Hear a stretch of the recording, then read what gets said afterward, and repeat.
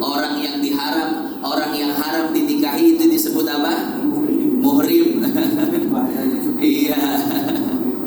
Ibu kita disebut muhrim, anak kita disebut muhrim, saudara kita disebut muhrim. Padahal yang betul itu mahram.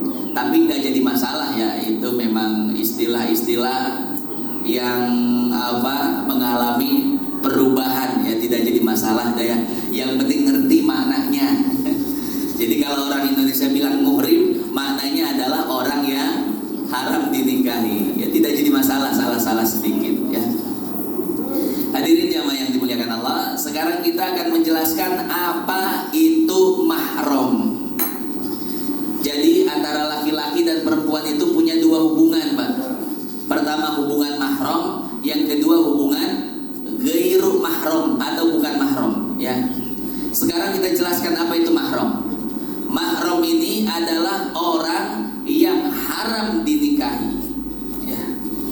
Siapakah orang-orang yang haram kita nikahi? Ada di dalam surat An-Nisa ayat 23. Apa kata Allah? Qala Allah Ta'ala hurrimat alaikum ummahatukum wa banatukum wa akhawatukum wa ammatukum wa khalatukum wa banatul akh wa banatul ukh sampai akhir ayat ya. Maknanya apa? Maknanya ayat ini adalah bahwa hurrimat alaikum, diharamkan bagi kalian. Artinya haram untuk dinikahi. Siapa saja? Ada 18 orang. Jadi ada 18 orang yang tidak boleh kita nikahi. Ini kalau kita hitung 18, kira-kira kebanyakan nggak Pak? Kebanyakan ya, kita ngitungnya juga kadang keder. Makanya para ulama membagi menjadi 3. Ini biar enggak keder pembagiannya. 18 orang ini dibagi menjadi 3. Ada mahram dari segi nasab, ada mahram dari segi susuan, dan ada mahram dari segi besanan. Mahram dari segi nasab ada 7, dan mahram dari segi susuan ada 7. Kemudian mahram dari segi besanan ada 4. 7 tambah 7 tambah 4 berapa Pak? 18. Jadi pas ya? Pas. Nah sekarang kita lihat mahram dari segi nasab. Siapa saja? Pertama ummahatukum, ibu kalian. Jadi kita dengan ibu kita itu mahram. Tidak boleh anak menikah dengan ibunya. Hurrimat alaikum, kata Nabi, haram hukumnya. Begitu pula orang tua si ibu ke atas, nenek kita, kemudian neneknya si ibu, nenek-neneknya si ibu, terus ke atas ya. Semuanya haram untuk kita nikahi. Itu yang pertama mahram ya, ibu dan terus ke atas. Yang kedua wabanatukum, kata Allah, mahram kalian adalah anak-anak kalian. Jadi kita dengan anak haram untuk nikah ya. Anak kita, cucu kita, terus ke bawah, semuanya mahram kita, haram untuk dinikahi.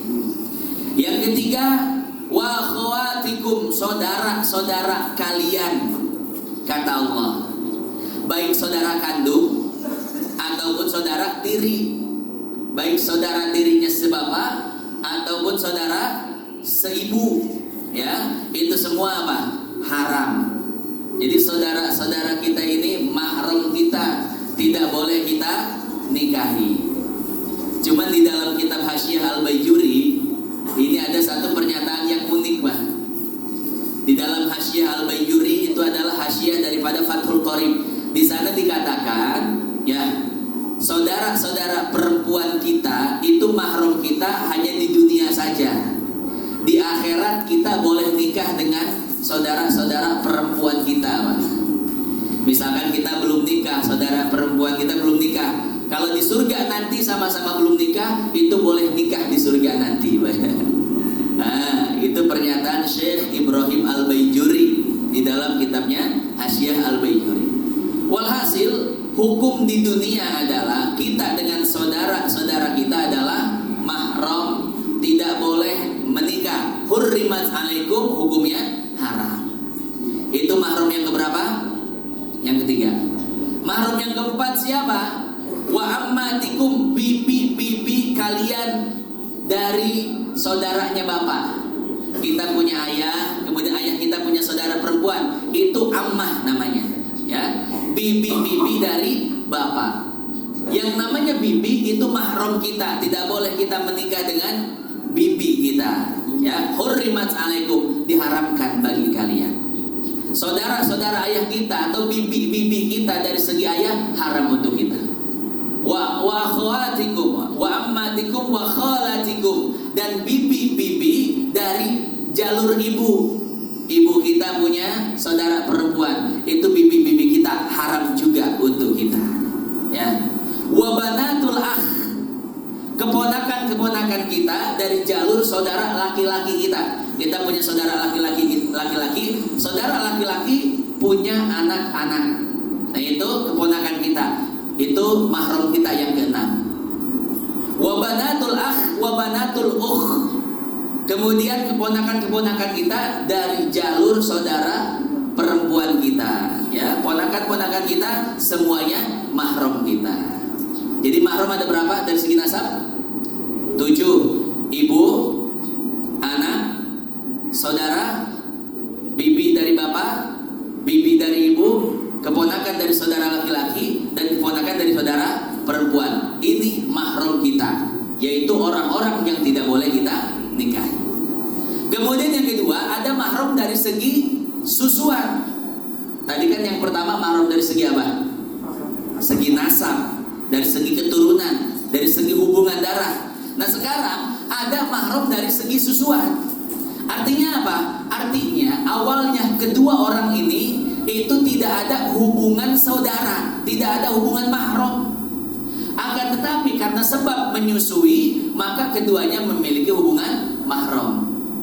Contoh, ada seorang anak kecil, ya, baru dilahirkan, tapi sayang ibunya tidak punya susu, tidak keluar susunya. Atau punya susu tapi ibunya sibuk, wanita karir, nggak sempet nyusuin anaknya, kesian. Ya, jadi ngapain sih perempuan berkarir di luar, di rumah aja berkarir pada anak-anaknya, didik anak-anaknya. Al-mar'ah al-madrasatul ula li auladi. Perempuan itu sekolahan pertama bagi anaknya. Kalau sekolahannya rusak, tidak dijalankan seperti biasanya, malah sibuk di luar, anak-anaknya tidak akan terdidik, ya. Nah, saya kasih contoh. Ada seorang wanita, dia punya anak tapi dia tidak bisa menyusui anaknya, entah itu karena tidak keluar air susunya atau karena mungkin dia sibuk di luar. Kemudian anaknya ini disusukan kepada seorang wanita lain. Ini anak dan wanita itu tidak ada hubungan mahram, bukan bibinya, bukan saudaranya, ya. Tidak ada hubungan keluarga sama sekali, tidak ada hubungan mahram sama sekali. Akan tetapi karena sebab susuan ini si anak disusukan oleh perempuan tersebut, dengan sebab susuan itu maka keduanya menjadi mahram. Maka si ibu yang menyusui seolah-olah dia ibunya, dan anak yang disusui seolah-olah dia anaknya. Maka keduanya pun punya hubungan mahram, tidak boleh menikah, ya. Kenapa? Karena keduanya membangun hubungan susuan, ya. Jadi dengan sebab susuan, seseorang yang tadinya bukan mahram bisa menjadi mahram. Akan tapi ada syarat-syaratnya, ya. Syarat-syarat seseorang menjadi mahram dengan sebab susuan. Pertama, apa syaratnya? Syaratnya itu adalah, ya, si bayi, pertama kita urutkan dulu. Syaratnya itu adalah menyusuinya sebanyak 5 kali susuan. Pagi-pagi nyusu, siang-siang nyusu, sore-sore nyusu, malam-malam nyusu. Misalkan 1 hari 4 kali. Kemudian disambung hari berikutnya pagi-pagi nyusu lagi, berarti sudah berapa? 5 kali. Ya, dengan 5 kali susuan, maka yang tadinya bukan mahram menjadi mahram. Jadi kalau baru 1 kali 2 kali susuan itu belum mahram, Pak. Ya, anak kita dititipi kepada perempuan yang punya susu sekali saja itu belum mahram. 2 kali susuan belum mahram. Ini bukan sedotan ya, tapi susuan. Sampai berapa kali? Sampai 5 kali susuan, baru keduanya menjadi mahram. Itu syarat pertama. Ya, menjadi mahram susuan itu dengan syarat menyusuinya sebanyak 5 kali susuan. Yang kedua, syaratnya adalah bayi yang disusui usianya di bawah 2 tahun. Kalau yang disusui itu anak umur 2 tahun ke bawah, dengan 5 kali susuan, maka keduanya menjadi mahram. Ibu yang menyusui dan anak yang disusui. Tapi kalau anaknya itu lebih dari 2 tahun, maka tidak jadi mahram sekalipun menyusunya lebih dari 5 kali. Ya. Ini kita kajian fikih kan, Pak ya, agak vulgar, nggak apa-apa ya, nggak apa-apa. Ada satu orang bertanya seperti ini ketika saya membahas tentang mahram, hubungan susuan. Benar seperti ini, ada yang bertanya, Pak Ustadz, ini agak jorok, nggak apa-apa Bu ya? Karena fikih itu emang vulgar Pak. Ketika kita bicara kemarin masalah apa? Masalah istinja, kita sebutkan bener kan kemaluan-kemaluannya. Nanti dalam bab nikah, bab jima lebih vulgar lagi.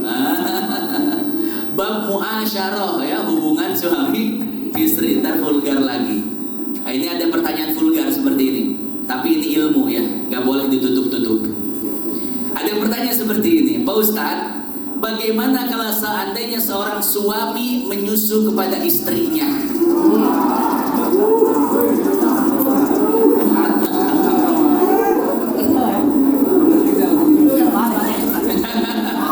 Sudah terjawab ya sekarang. Bagaimana seorang suami menyusu kepada istrinya? Apakah suaminya itu langsung jadi anak istrinya? Betul seperti itu. Ada yang bertanya seperti itu. Ya, maka jawabannya sudah terjawab tadi ya, bahwa orang yang disusui menjadi mahram itu ketika usianya di bawah 2 tahun. Ini sekarang bapak-bapak usia berapa tahun?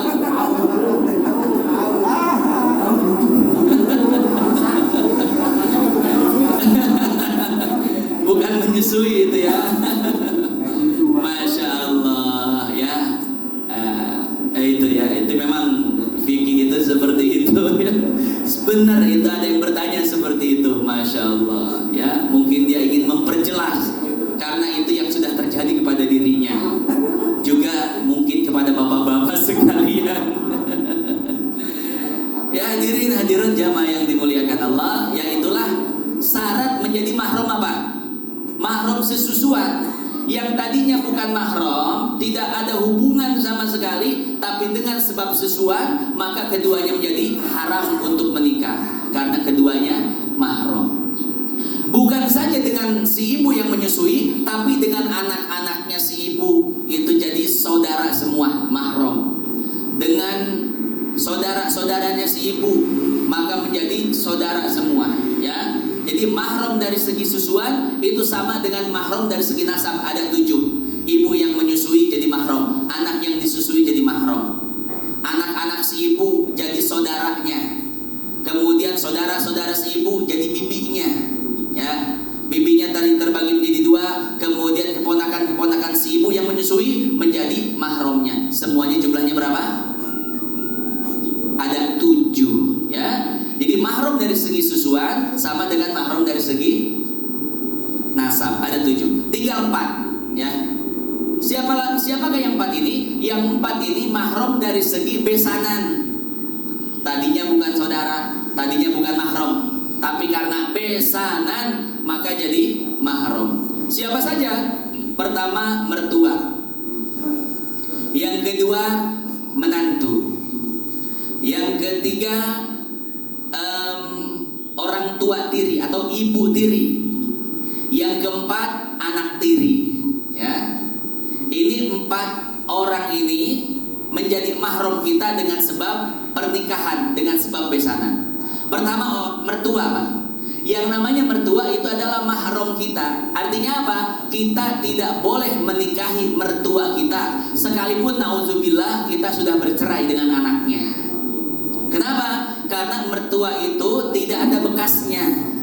Nggak ada istilah bekas mertua, nggak ada. Mertua itu untuk selama-lamanya. Artinya apa? Walaupun sudah ditinggal mati oleh istri kita, walaupun nauzubillah bercerai dengan istri kita, tapi tetap mertua adalah mertua. Artinya apa? Pertama, kita tidak boleh menikahi mertua kita. Yang kedua, kita tidak batal wudu bersentuhan kulit dengan mertua kita. Mau pergi sholat, cium tangan dengan mertua, tidak batal wudu kita. Mau pergi ngaji, cipika-cipiki dengan mertua, tidak batal wudu kita. Kenapa? Karena mertua adalah mahram. Yang kedua, siapa mahram kita? Yaitu menantu. Ya, punya menantu mahram sama seperti mertua. Sama, menantu pun gak ada bekasnya. Ya, walaupun si menantu tersebut sudah bercerai dengan anak kita, maka tidak boleh kita menikah dengan si menantu, gak ada bekasnya. Mertua, menantu tidak ada bekasnya. Yang ketiga, yaitu adalah ibu tiri. Ayah kita menikah lagi, ya, itu namanya ibu tiri. Dengan ibu tiri kita tidak batal wudu. Dengan ibu tiri kita tidak boleh menikah. Kemudian yang keempat, yaitu anak tiri. Ya, ini anak tiri itu mahram kita. Tapi di Al-Quran disyaratkan anak tiri jadi mahram apabila kita sudah menggauli ibunya. Seorang laki-laki menikah dengan seorang janda, jahe, janda herang, ya, ya, Mahmud Abbas, mamah muda anak baru satu, ya, tamak karesep bapak-bapak bisa. Ya, makanya kalau ada yang baru ditinggal mati oleh suaminya, bapak-bapak itu apa? Girang. Wah, ini nih. Ya, mamah muda. Ada seorang laki-laki menikah dengan seorang perempuan. Ternyata si perempuan ini punya anak perempuan. Ya. Nah, maka si laki-laki ini menjadi mahram anak tirinya ketika dia sudah menjima ibunya. Jadi kalau masih akad itu belum mahram, Pak. Ya, siang-siangnya akad. Kemudian malam-malamnya baru hubungan badan. Nah, setelah hubungan badan, maka dengan anak si perempuan baru jadi mahram. Tidak batal sentuhan tangan, sentuhan kulit, tidak batal wudunya. Kemudian setelah menjima orang tuanya si ibunya, maka dengan anaknya tidak boleh menikah. Ya. Artinya apa? Artinya selama ibunya belum digauli, selama ibunya belum dijima, maka dengan anaknya belum mahram. Artinya apa? Masih boleh dinikahi. Pagi-pagi nikah sama ibunya, siang-siang ngelihat lagi ini gelisan anaknya sih. Masya Allah. Ya, ya. Ini contoh aja ya, contoh aja. Akhirnya apa? Akhirnya si perempuan ini pun meninggal dunia sebelum dijima. Pagi-pagi nikah, ternyata siang-siang meninggal dunia, belum sempat dijima oleh si laki-laki ini. Maka si laki-laki ini boleh langsung turun ke bawah ke anaknya. Ya, wah gelis anaknya sekalian. Ya, kenapa boleh? Karena ibunya belum dijima. Ya, jadi seorang ayah dengan anak tirinya menjadi mahram apabila ibunya sudah dijima. Kalau ibunya belum dijima, belum digauli, maka belum mahram. Maka hadirin